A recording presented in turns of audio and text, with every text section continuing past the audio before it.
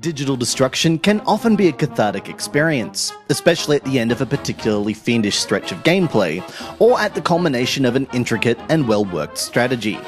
Strange Games, the team behind Demolicious, certainly has a pedigree when it comes to chaos. It can include Gears of War and Fear on its collective CV. But if you're expecting the same level of brutish, visceral action here, you're going to be a tad disappointed. This is a game about cannons and crates, a cheeky circus-themed swipe at one of gaming's most ubiquitous objects. It's a first-person Angry Birds, with a penchant for showing you the havoc you've wrought over and over again. Demolicious puts you in charge of a number of cannons around the edge of a garishly coloured arena.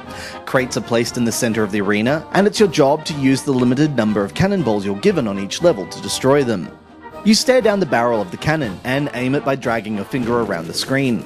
Once you think you've got the best shot, you let go and the archaic weapon blasts out a bright red projectile in the desired direction.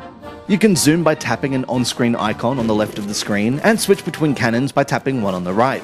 Double tapping the screen takes you into a spectator mode, which lets you circle the crate stack and consider your best shot. A star-based rating system is in operation, and the more ammo you use, the worse your final score. Picking your shots is important, and quite often you'll be presented with far more cannons than you need, leaving you to decide which offers the optimal angle of attack.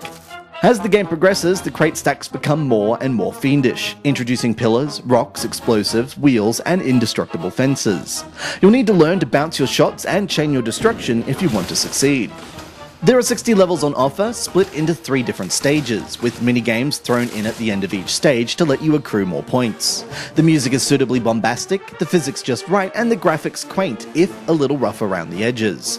Where Demolicious falls down is its level design. Some of the towers and contraptions you need to get rid of are just too simple, whereas others are frustratingly oblique.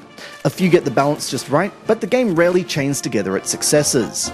There are niggles with the controls too, and you'll sometimes find yourself blasting off a shot when all you wanted to do was swap to a different cannon. This is a game that revels in destruction, showering you with replays, but it's undone by a lack of focus in the construction. There's certainly promise here, and the central foundations are enjoyable. It's just the buildings themselves that need work.